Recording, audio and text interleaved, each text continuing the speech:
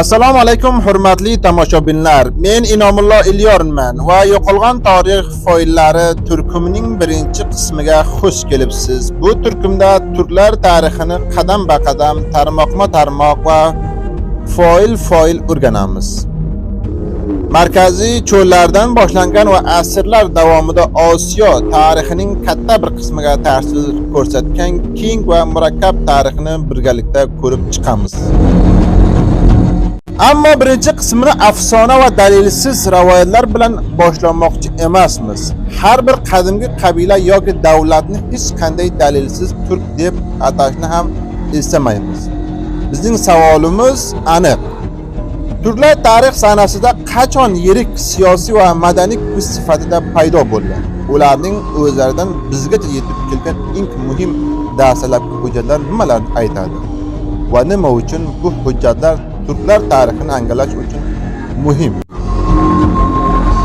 Bu savolga javob topish uchun Markaziy Osiyoning yuragiga, bugungi kunda Mo'g'uliston hududida joylashgan Urxun soyiga borishimiz kerak.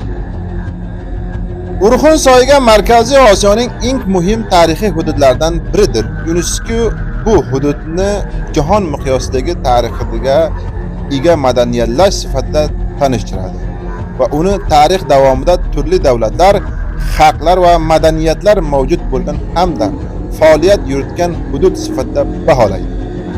Bu yer turk xoqonligi davriga oid muhim yodgorliklar ham saqlanib qolgan. Ammo bu hududning eng qimmatli merosini faqat binolar xarobalari va arxeologik topilmalar emas, bu yerda 1000 yildan ortiq vaqt avval toshlarga yozilgan bitiklar mavjud bo'lib, ular turklar tarixining bir qismini o'z dillari orqali kelajak avlodlarga yetkazib bergan.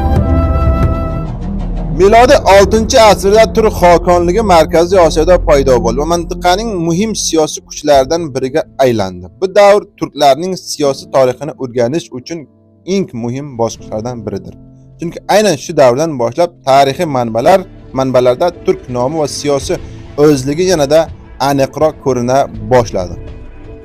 Ammo bu yerda bir muhim masalani alohida ta'kidlashimiz kerak. Turklar tarixini gapirganda Markaziy Osiyoning butun qadimgi tarixini hech qanday dalilsiz birta xalqqa bog'lashimiz kerak emas.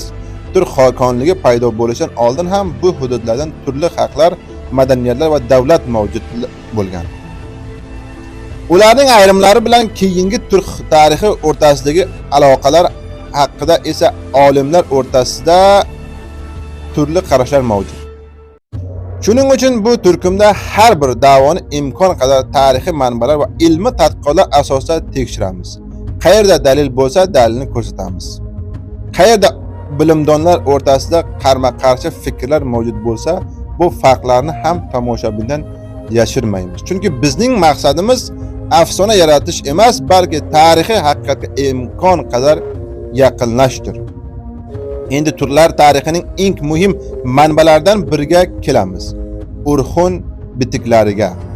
Tashviq qil xalqlar va davlatlarning yozma manbalaridan o'qibgina qolmaymiz. Ularning ma'lum bo'lgan qadimgi turkiy bitiklarning asosiy qismi milodiy 6-asrga tegishlidir. Bu yozuvlar o'sha davrda turkiy til, tarixi va siyosiy matnlarni yozib qoldirish uchun ishlatganligini ko'rsatadi. Bu davr shaxsning orasida Ko'ltegin va Bilgay Xoqon alayhida o'rin egallaydi. Ko'ltegin turk xoqonligining muhim harbiy va siyosiy arboblaridan biri bo'lgan. Bilgay Xoqon esa o'sha davrning muhim hukmdorlaridan biri hisoblanadi. Ularning nomi bilan bog'liq holda saqlanib qolgan yodgorliklar bugungi kunda qadimgi turklar tarixini o'rganish uchun eng muhim manbalardan biridir. Ammo turklar tarixi faqat bir necha bitik yoki birta davlat bilan cheklanmaydi. O'sha davrda Markaziy Osiyo nihoyatda keng va muhim hudud bo'lgan. Urxun soyida esa Osiyoning turli qismlarini bog'lab turuvchi yo'llar kesishgan hududlardan biri edi.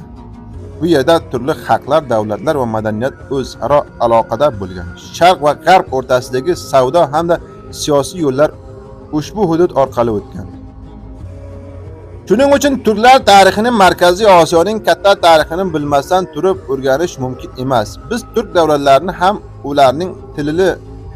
ularning tili va madaniyati ham qo'shinlari va raqiblarini ham, shuningdek asrlar davomida turkiy tilda so'zlashuvchi turli xalqlar yashagan va tarqalgan hududlardan ham bilishimiz kerak. Ammo bu hali failning boshlanishi xolos. Bu qismda biz turk xoqonligi milodi 6-asrda Markaziy Osiyoning muhim siyosiy kuchlaridan biri sifatida paydo bo'lganligini ko'rdik. Shuningdek, Urxun bitiklari, ayniqsa Ko'ltekin va Bildiga Xoqon yodgorliklari qadimgi turklar tarixi va qadimgi turkiy tilni o'rganish uchun eng muhim manbalardan biri ekanini anglatadi.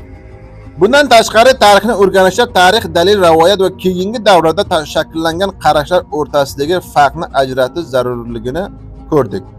Ammo hali katta bir savol javobsiz qolmoqda. Turkiy xoqonligi paydo bo'lishidan oldin Markaziy Osiyoda nimalar sodir bo'lgan? Bu hududlardan undan oldin qanday davlatlar va xalqlar yashagan? Ularning ayrimlari bilan keyingi turk tarixi o'rtasidagi tarixiy aloqa mavjudligini ko'rsatish mumkinmi? Bu savolga javob topish uchun keyingi qismda bir qadam ortga qaytamiz va turk xoqonligi paydo bo'lishidan oldingi Markaziy Osiyo tarixini o'rganamiz. Men Inomullo Elyorman. Siz yo'qolgan tarix foillarini tinglaymiz. Bu yerda har bir tosh, har bir bitik, har bir kitob bir iz bo'lishi mumkin. Keyingi videoga davr Tingri Tolaga topshirdim. Xayr, omon qolingizlar.